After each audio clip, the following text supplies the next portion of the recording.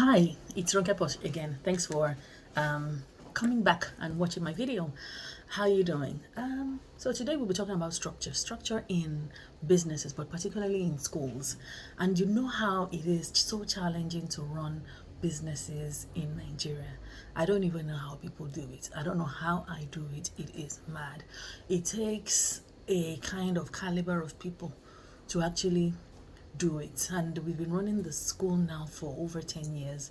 And to be honest, now God, oh, it just has to be God because it's crazy.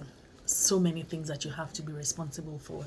And as we say in Nigeria, we are our own local government. So you're responsible for power, you're responsible for water, you're responsible for maintaining everything that concerns you. Recently, we've had some people from the local government coming around.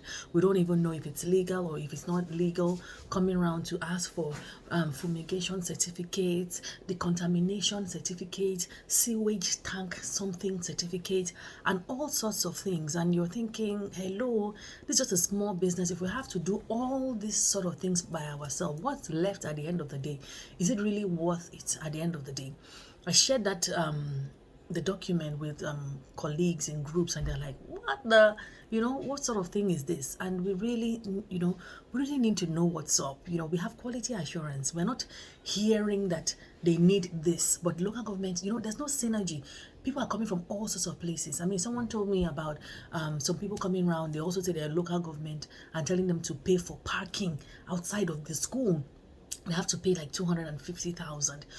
There's a lot of exploitation. There's a lot going on, and you don't even know who is who. There was a time that some people came also. They said they were LIRS, which are the tax people. And do they actually visit? These people just came in t-shirts. We're like, how do we know that anybody cannot brand their shirts and say they're LIRS? Anyway, we had to tell them, thankfully we have an accountant. Go and face off with the accountant. But guess what?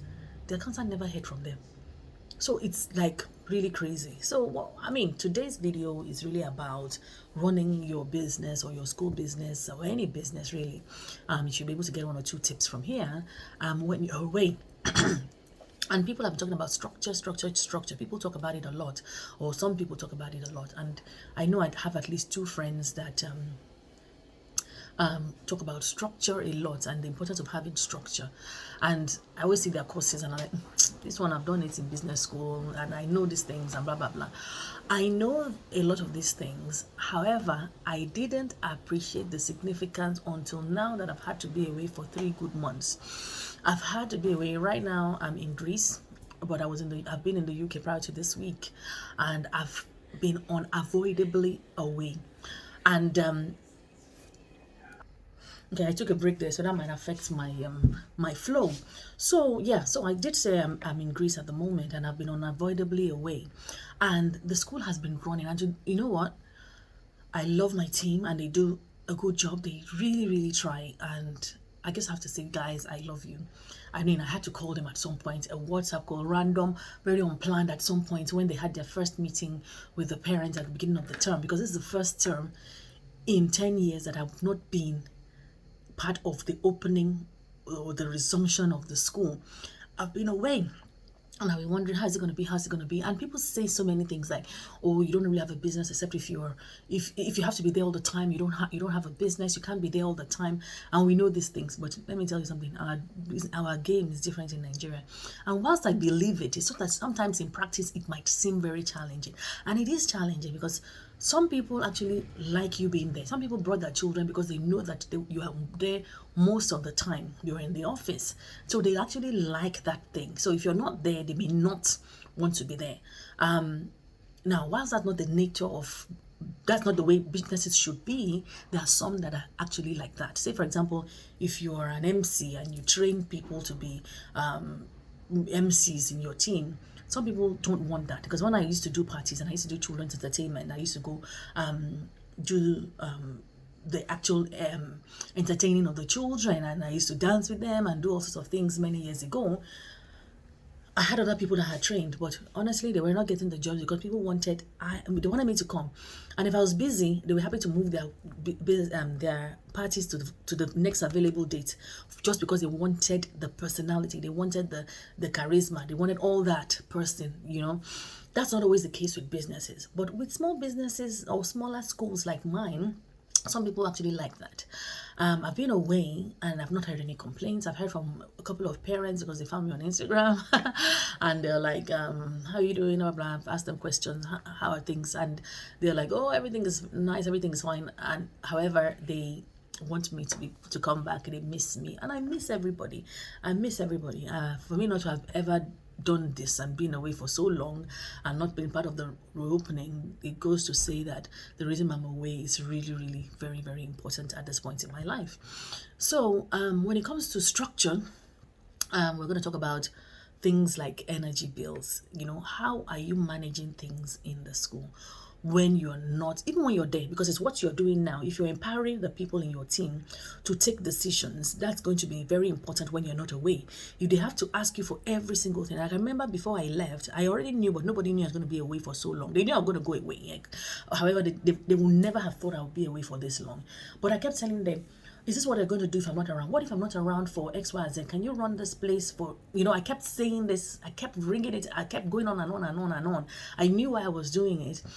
Even though they are empowered to make decisions, I wanted them to make more decisions, more significant decisions. Sometimes they'll ask me something and I'll just play dumb. It's over to you guys, whatever you guys want to do. Because you have to empower your team. You can't be the god of the organization. You can't be the one that every single decision must go through you. Yes, they can copy you on emails. Yes, they can send WhatsApp messages and you're part of the group or the broadcast list and you know what is going on. Weekly reports need to be going out, highlight reports need to be going out, lots of communication so that you can know what is happening. You have to have a live working document that you see all the time to know, to give instructions if you have to know the status, the status update. That's very, very significant. You have to know what the issues are, you have to know what the risks are. And I guess because I have a project background, because I worked in banking for many, many years, I'm able to use all sort of things. I know what the dependencies are, and whilst you may not necessarily do all those, make it as complex, it's very important. What is red, what is amber, what is green, what are those high level issues, high level milestones that you have to say. For example, whilst I was away, one of the high level milestones was planning and organizing the October 1st, Independence Day, the children, their attires, the play they were going to do. That was quite high level for us because we had to put on a performance. The parents had to, they were going to watch on Zoom, it just had to be good. And if the team didn't know what to do, if I'm the one that has to do the plot, if everything was just done, I joined online like a guest, and that was it. It was just so good. They did such an amazing job, and I want to encourage you to empower your team so that you can also take a break. And for the people that are thinking about succession, if you don't empower your team, there's nothing like succession. So you're not going to be able to do succession. You're not going to be able to think of, taking a break ever in your life. You're just going to die and the school is going to close down or whatever the case may be. And you can see that a lot of schools are even closing down. I know that the economy is not really helping, and a lot of us are still alive and, thriving to the glory of God. God help us, don't let us close down. And we pray that our parents do, God empowers them and gives them the ability to be able to pay the fees. We even know about the JAPA, people relocating to other countries, which has affected many schools. I know you affected us. So many of the children had to go abroad, go to other countries, that affects the books, So yeah, empowering your team is something that you have to do. You have to have a structure. Who are the people, the administrators? Who is acting as the head teacher? Who is checking the notebooks of the children for quality assurance? Who is checking the scheme that teachers are teaching? Who is doing all sort of things? Ideally, teachers, I beg. If you're watching this, nobody needs to be checking on you before you do your job. But for oversight, we really need to be checking. Who is maintaining things? Who is checking? One thing that goes wrong in Nigeria a lot is when people when they call it proliferation, when they really want to steal from your business. It's always this diesel, petrol, those kind of things. If you have a generator that is faulty, they will tell you generator issues, and some of those things you have no control over how much they tell you the repair cost is or the running cost is. So say for example, before I left, I knew approximately how much it cost us in petrol to run our buses, our school buses. So I'm still giving out that same amount. I'm still approving from the floats the same amount every week.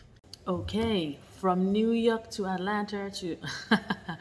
So you were thinking, what exactly just happened? Yes, I was in Greece when I started the video. I'm in Lagos, Nigeria at the moment. So I'm just continuing the video. I had to go to a wedding actually that day, and I was just killing time, so I didn't that video. But now I'm back home in Nigeria after 3 months. Yay! And it's so ideal to be talking about structure because it's so important to be talking about structure because it's structure that has kept us going at RonkePosh school all the while. It's structure. So I left off. I just finished listening to the video again because thinking, what have I said? What have I not said? I know I was talking about expenses and proliferation and people nipping stealing from the organization. It happens in many businesses. There's some things that you can't really account for per se. You might try and have checks and balances. So if you buy diesel, for example, you say, okay, I buy 10 kegs of diesel or I buy 10 drums of diesel and this is the amount.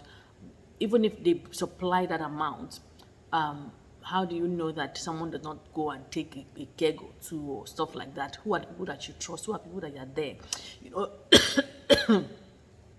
These things happen in organizations where even some of them will collaborate with the suppliers of the diesel themselves and then they'll give you less and all sort of things. So one of the prayers that you should be praying, and we do pray in Nigeria, because if we aren't praying, things will be a lot worse. If things are bad, if you aren't praying, they'll be significantly worse. And one of the things you need to do is to pray to have great people on your team, people that are trustworthy. My dad used to say something. He used to say, when I moved to Nigeria, he says that, I'll say it in Yoruba, he said, "Toba se obe, ulati se teshumo."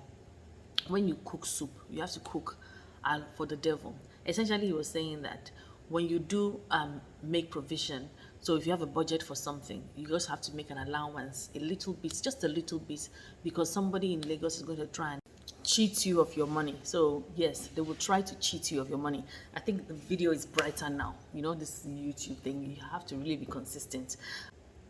It's brighter because I put more lights on. I think you like it. Let me know if you like it more. I think it's brighter and it's better anyway. So yeah, somebody will try to get some money off you. And there's some tasks that you might not even be willing to do. There's some things that are so rugged that even if you're going to pay someone to do it, they'll still try and get their own from it. So if you're going to send someone to buy you something for 1,000 naira and the person's fee is 200 naira, you have to make provision for like 300 because that person is going to try and it's not everybody, but it's a number of people in the country. So these are the kind of challenges that businesses face, and schools are not exempt of those sort of things. So what are the systems that you're going to have in place? What are the policies you're going to have in place to ensure that those sort of things do not really affect you? You need policies in your school. What are the policies when it comes to discipline for your children?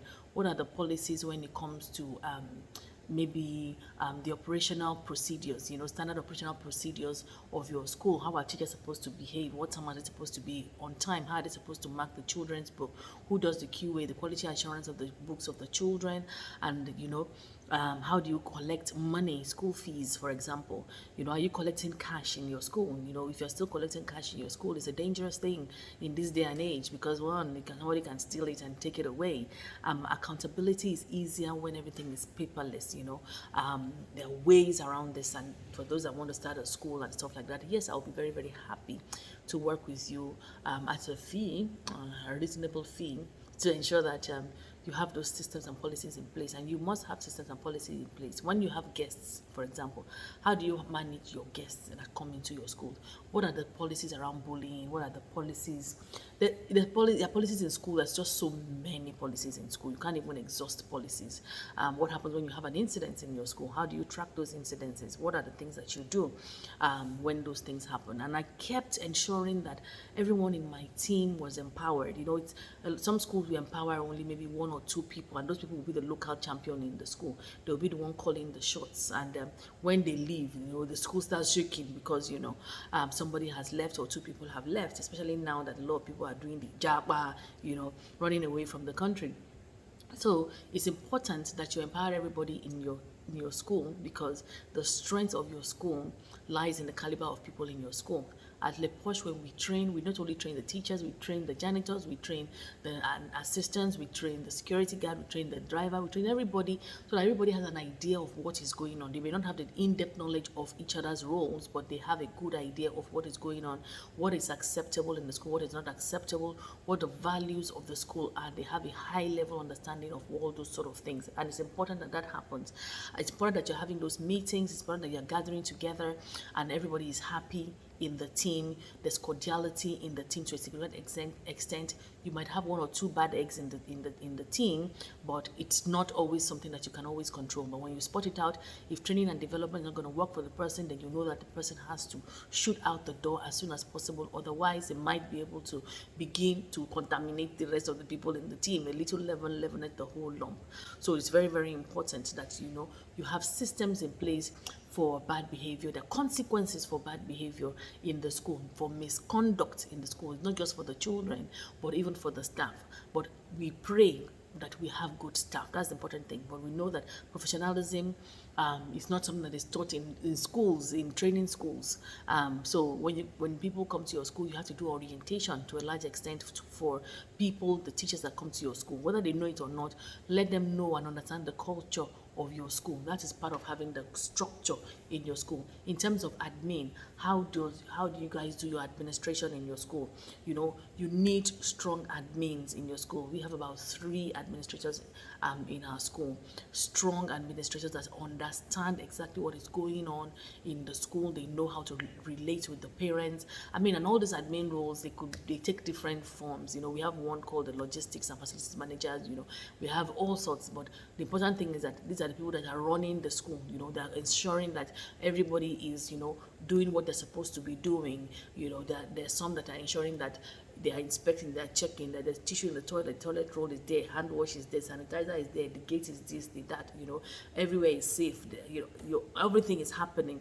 There's just so many things that happen in schools that you need someone to ensure that, okay, you might have those things, but are they actually functional? If you've cleaned and you've deep cleaned or fumigated and stuff like that, have you ensured that everywhere is safe and there's no danger around? How often do you do things? There has to be a frequency to the processes that you have. Some are daily, some are even more than once a day, some are weekly, some are monthly, some are quarterly. You have to check all those things, the lesson notes, the projects that the children are going to have, or their homework. There has to be a process, there has to be a structure around it that everybody knows that they have to do it at certain times, and it becomes business as usual. In the banks, we used to call it BAU, business as usual. Things that people do on a day-to-day. There will be things that you will do that will be not be day-to-day. Maybe you're planning sports day, or as we have now, we're planning for Christmas presentation. The rehearsals have already started. Those are not business as usual. But at the same time, what is the structure for all those activities that are not business as usual? You still have to have a structure around them.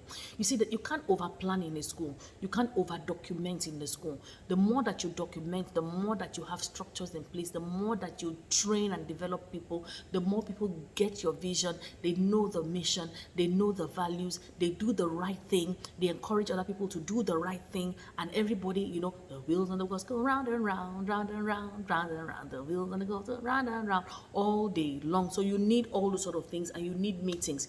You need a way of knowing what is happening at a high level. So someone dropped paper on the playground might not be your business as the head of school or the director of studies. It may not necessarily be. If you hear about it, yes, but you expect that at a very, very low level, even at student level. Another student is saying you're not supposed to do that because it's not what we do here. We still have the prefects in place, we have the teachers in place. Before it even reaches you, there's some things that as a manager, as a school leader, you shouldn't even be hearing about, because they will have been taken care of. You deal with the more senior, important, high level important things that are happening in the school, so that you can give it more traction. That's not some things are just not the job of the senior manager. So people who own schools, or whatever they call them, let's call themselves school owners. I don't like to use that term, school owner. I believe the school is owned by everybody.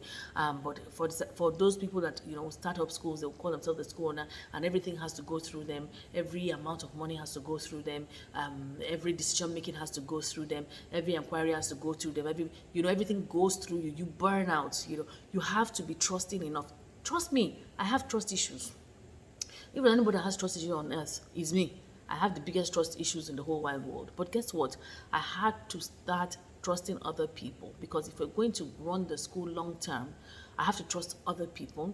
If we're going to do an effective job, there has to be division of labor. I have to be able to delegate tasks to other people. So in doing that, I have to empower them to be able to do the job. I have to give them training to be able to do the job. So there's in-house training, there's external training, there's peer-to-peer mentoring, and all sorts of things that happen in a school, so that everybody knows what they are doing. Nobody should come and say, oh, I don't know where to find this, I don't know where to find it. They are lost, they are like in space, they are in the school, but they don't know where to find resources. They don't know what happens on a Wednesday, they don't know what happens on a Friday, they don't know even what goes on the weekend. You might not be working on the weekend, but stuff still happens in schools at the weekends. So do they know all those things? So let people read the policies. When the teachers start in your school, the first thing they do is not to jump into the classroom and start teaching children. It's not even micro teaching. It's absorbing them, absorbing them into the organization, letting them understand the culture, the rules, the regulations, the policies of the school, and letting them understand and buy into it. If there are any questions that they need to ask, if there's any clarity that they need,